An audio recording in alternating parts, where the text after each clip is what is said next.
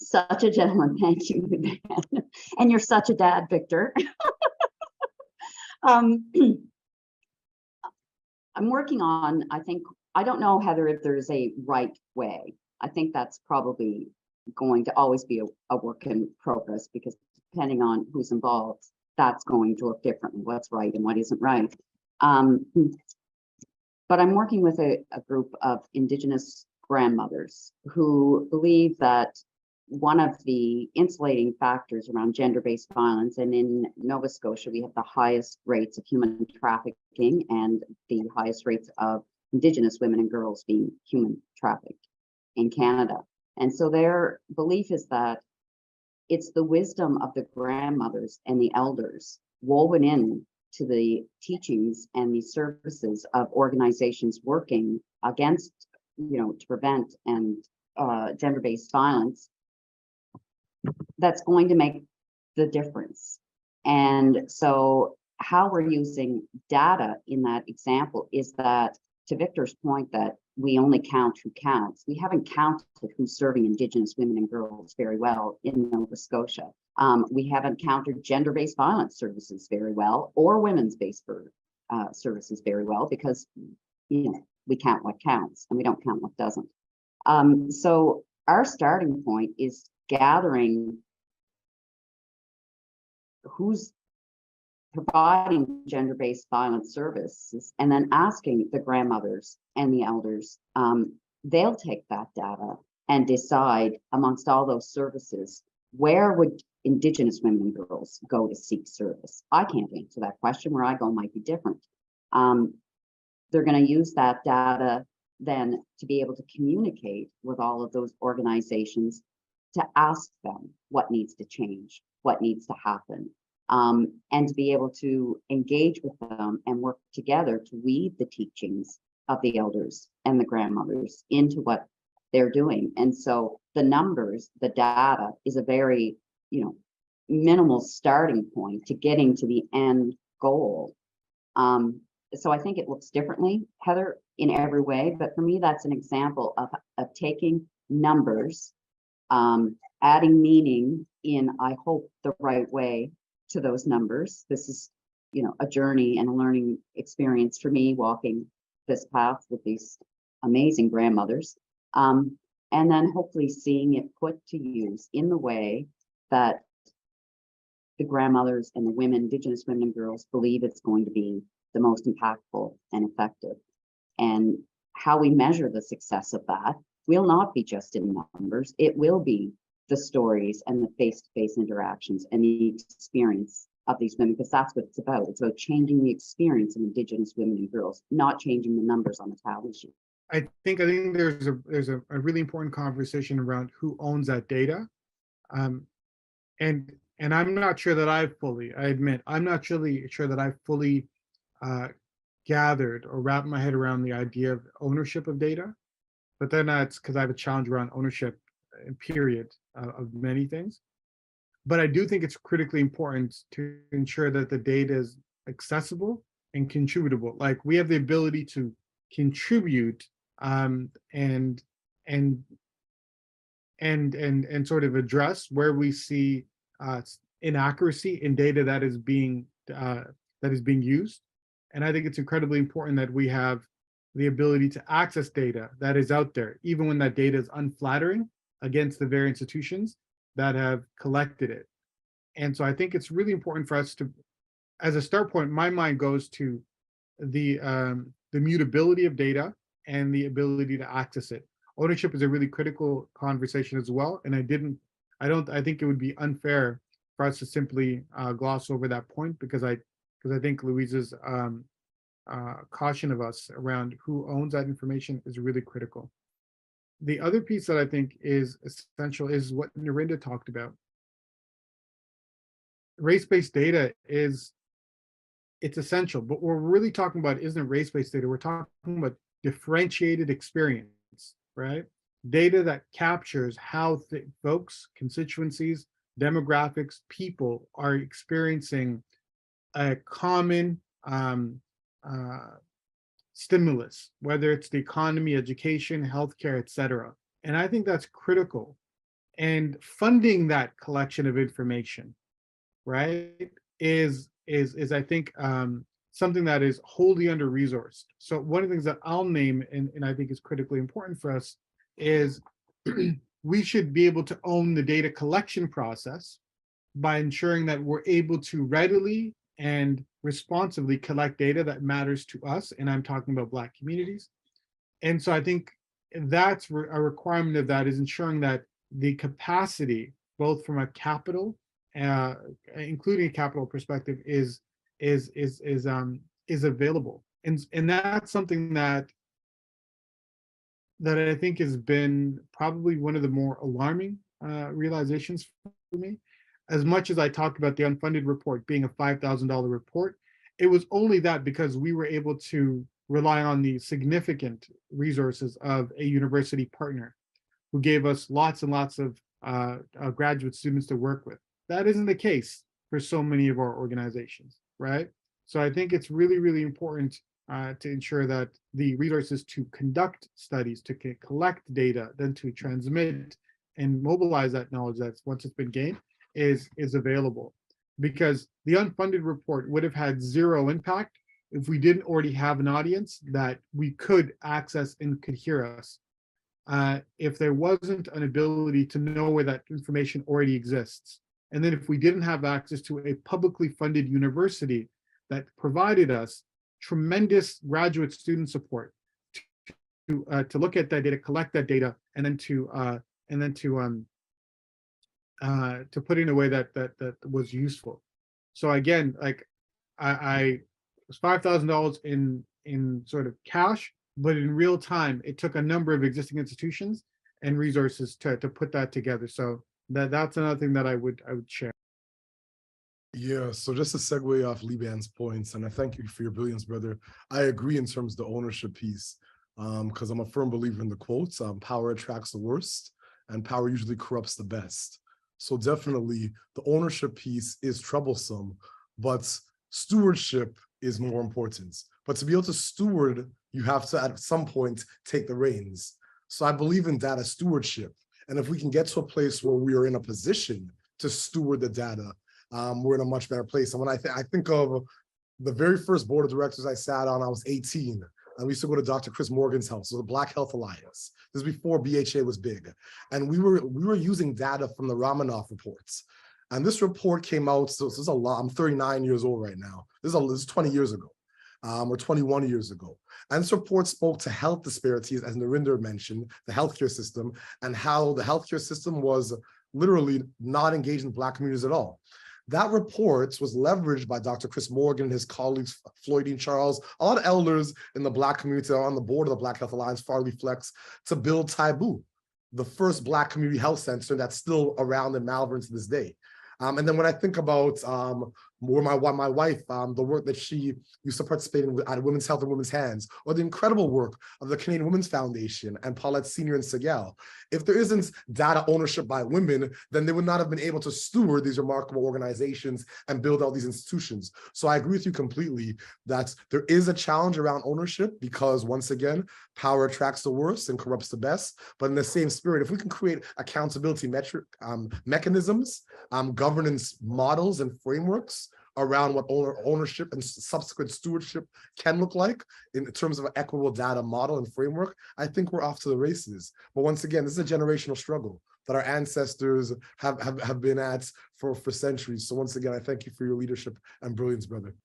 I just want to add in really quickly to the brilliance of this conversation, a +1 to you said, Victor. All of these comments are reminding me of the power of having partnership infrastructure in place, relationships really based in trust, and the collaborative governance structures where those who are most impacted by the systems that need to change are at the tables that they've helped to set, as we've talked about before, with those who currently hold the structural power to make the changes. Okay, we have Robin. Please go ahead.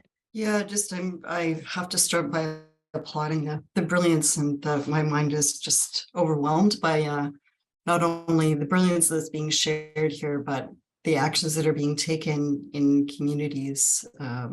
Yeah, so I'm thinking about a journey that I've heard the panelists describe, but I'm wondering if you could give a bit more depth on this journey between data that is presented to us and how does it become shareable, and then how does it direct to change in actions or change in experience? So I think there's a bit of a pathway there that I'm wondering what your experience is as those that have sort of, you've done that pathway in some cases, like Liban's experience of the unfunded report. What does that look like, and what needs to be done to make that happen more often? The data that we have on hand is static until it is made real, until somebody does something about it. And panelists you've all explained a little bit about experiences or let's say examples of where that has happened. The value of that data when it tells, because data always tells a story. When it tells a story, the story becomes more powerful when it is realized, it's shared, and then it changes experience or it changes actions of others. So you've told a couple of examples, but they vary between, like having the Indigenous grandmothers analyze it and make that an experience in the story, versus your example, Liban, where it took effectively a university to, I'm not saying it took a university, but there were conditions under which that report was able to advance. So what do we need to see more of in order to make the data that is there and available to us be more action oriented and be realized by the people that are experiencing it? Is that any better in terms of description of my question? I'm not sure it is, but if anybody feels like they can weigh in, I'd be happy. Liban, did you want to start or no? Okay. I'll share a story. So I'm in Ottawa for a few reasons. One of the reasons is at the Family Foundation, we're going to be working to invest in trans communities across Canada. So one of the most underfunded, at-risk communities across the country. And so I've been having these conversations, and we have a number of trans leaders from across the world who are here, who happen to be here for a different conference this week. And I was talking to these the leaders of an organization, of a trans organization in Peru, and they were sharing how a lot of the capital in Peru for LGBTQ2+ communities goes to the G. Community, but in all of the annual reports, all the proposals, you have trans faces everywhere. And when I think about the power of data, and I think about the disconnect we see now, the narrative we say and how we're going to do things versus the actual of what we're doing is a big delta. And I think once you get more data, you start to create accountability that gap can no longer exist. And you see this in Canada too. A year ago, I was at a bunch of senior folks. Everyone shared their story on the one highlight of the year. Every story was about either a Black community investment or an Indigenous community investment. And so then when it came to me, I said, okay, so how much of your portion of your portfolio is invested in that community you've shared the story for? Because it's great that you have that story, an awesome story, great, invest, do more. But I want to know what that looks like across your portfolio, because that data is going to tell me more than that one story in the situation of if the values of the foundation in these situations is really driving the way capital is flowing and how support is given. So what I think the power of data, and I don't know, Robin, if I'm getting to your question here, but it's going to close that gap. It's going to close the gap between what we say and what we do. And I think that gives me a lot of hope if we can get this right. Donovan, I see your hand. So do you want to comment on this? Can I give a shout out to the Toronto Foundation? How many of you have seen that incredible report that came out, I think, is it 2 days ago, on social capital?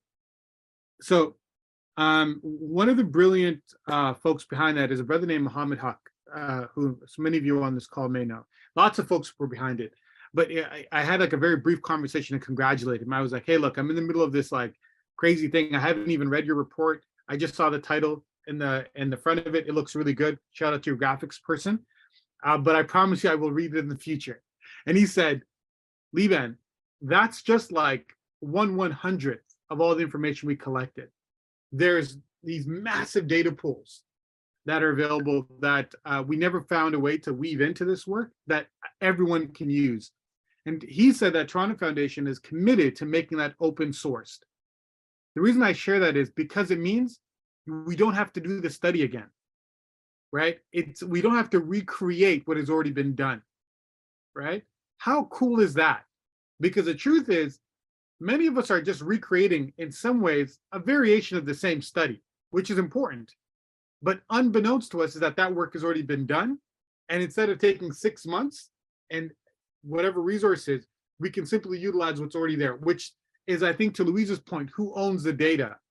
Because if a data is owned by particular folks, then that means it's not accessible to everyone or to a select group. And therefore we're trying to prove a point or get to a conclusion that someone's already arrived at but hasn't shared. So so I understand and appreciate the significance of data ownership. I just want to beat that drum one more time. And to your point, Narinder, the sharing of that information is so critical, because one of the things that Mohammed shared with me, and he spent so much time trying to think about how to make this report legible, not through words, but through like just making sure that everyone can comprehend it. It's not simply for a strata of readers, right? But making sure that it's readable to everyone, and more importantly, then shareable. And that's really difficult. And like, for those of you who've read the unfunded report, you probably have one figure in your head: 7 cents out of every $100, right? But that's not the way that figure was. The figure was like 0.0007 out of like 35 billion. And then we have to find some way to make it readable. So that's also an issue of like, there has to be, I apologize to the researchers, there has to be someone that could take these objective numbers and make them readable. Like, it's narrative. And these reports suck sometimes Yes, at the make it narrative digestible. piece of it. Yes. So I think that there's value in making sure that they're more readable. And honestly, that comes by including those who this research matters to. If you're putting a research report about the experience of Indigenous women, have someone who has that experience telling you, hey, like, here's how you translate that information, because knowledge also needs to be translated. In its raw form, it can be very useless sometimes. Thank you, Liban. You have Donovan? Yeah, thank you. Brilliant comments from everyone. Liban touched on sort of the comments I wanted to make in twofold. I recognize this table as sort of the data elite, and I say that not to be offensive to anyone, but there is an issue when we continue to have these conversations at this level, but the data creators that we're talking about are at the grassroots or frontline level, and there's a disconnect between where we are and how we talk about this data and to the folks who are data creators. And there isn't a mechanism or a conversation around how do we build a capacity at the data creator level. Many of them are grassroots, not-for-profit organizations, to be able to feed into or even understand what is data.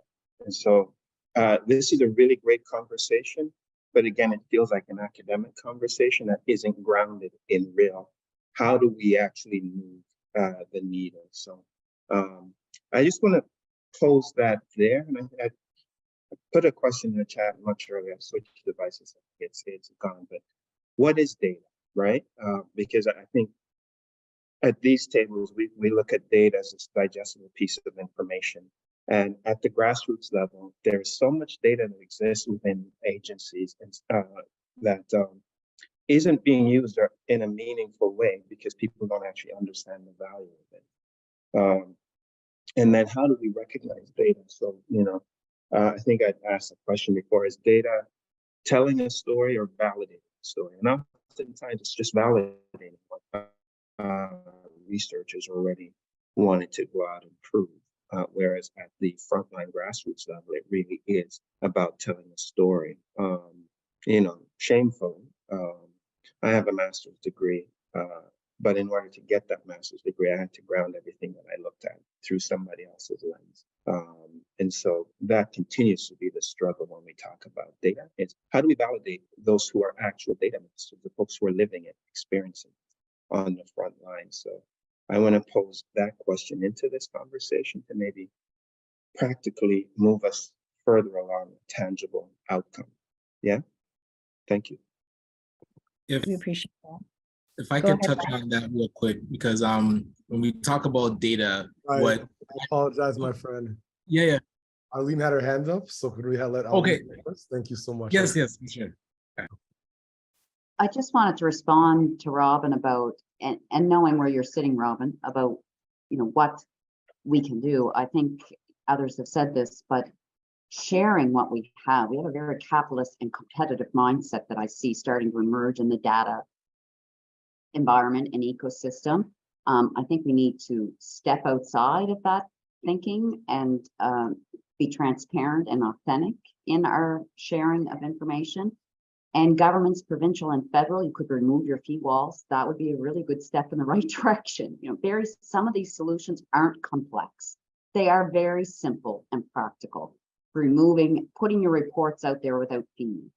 Those are very simple ways to Liban's point about the 1%. The data was always there. The ability to access it is the issue, and the willingness to share it without somehow extracting or benefiting from it or as an organization is one of the barriers. And because somebody brought it up around the conversation around this being elite, Donovan, I think, I appreciate that point, because often these conversations feel to me like they are the 1% talking about the 1%.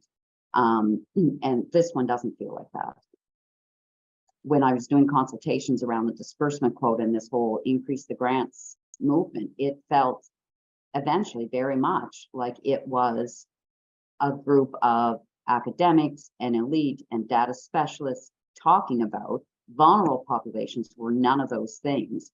And so eventually I started to seek out the voices I wasn't hearing, and the story was completely different around the disbursement quota in those voices. And so, I appreciate that we need to really think about who is talking, who is in the space and making the decisions. And, there's any sort of call to action, I would say, picking up on the teachings from Elder Albert Marshall, who I have the privilege of being able to learn from.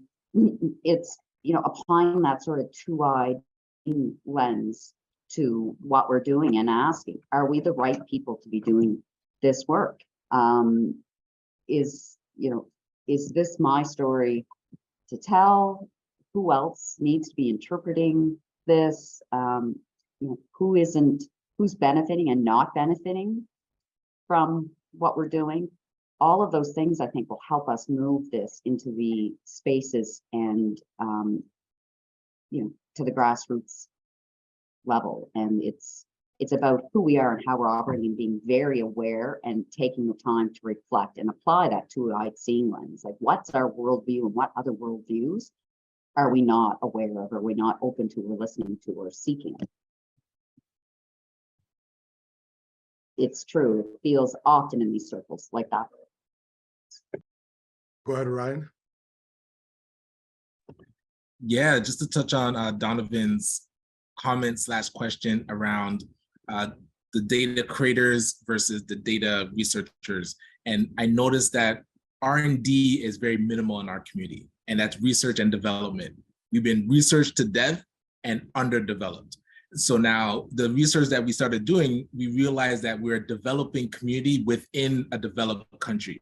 So a lot of the things that are researched usually isn't used to develop us. It's usually used to just highlight people's work and not really used to develop the communities.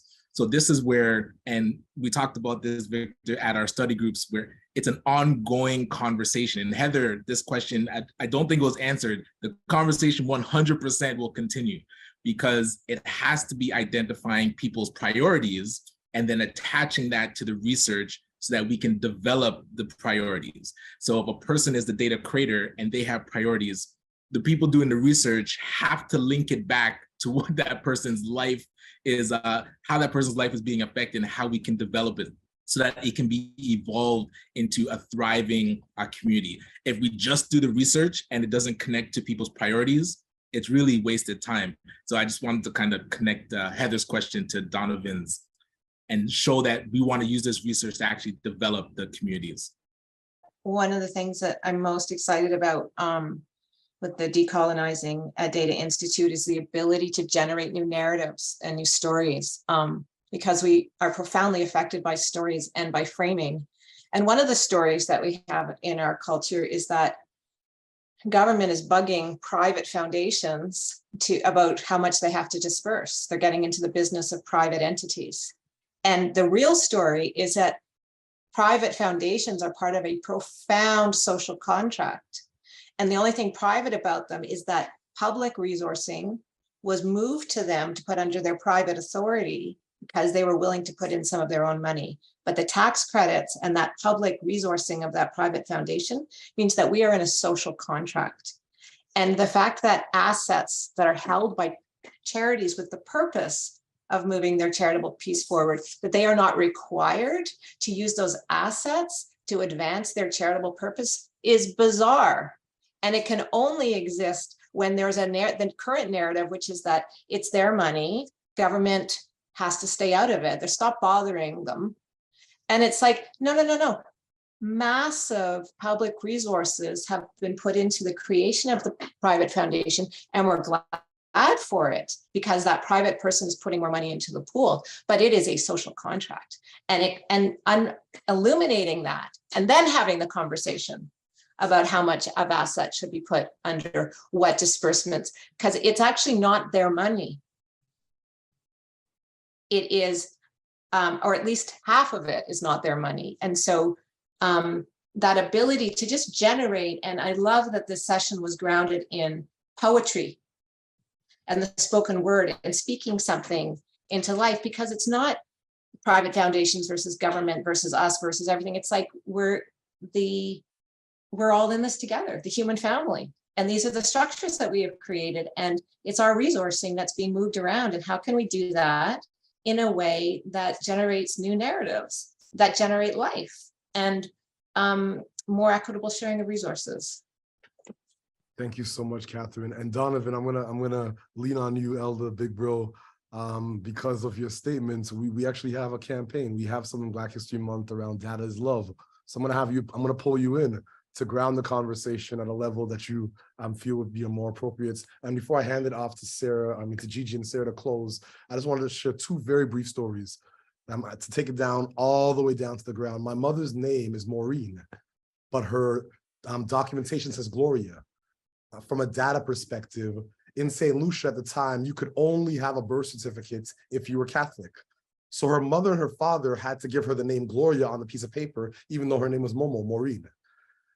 From my perspective, my first interaction with data was when I was 12 years old on Rhoda Boulevard in Kingston, Galloway, when a police officer asked me for my ID and smushed my face.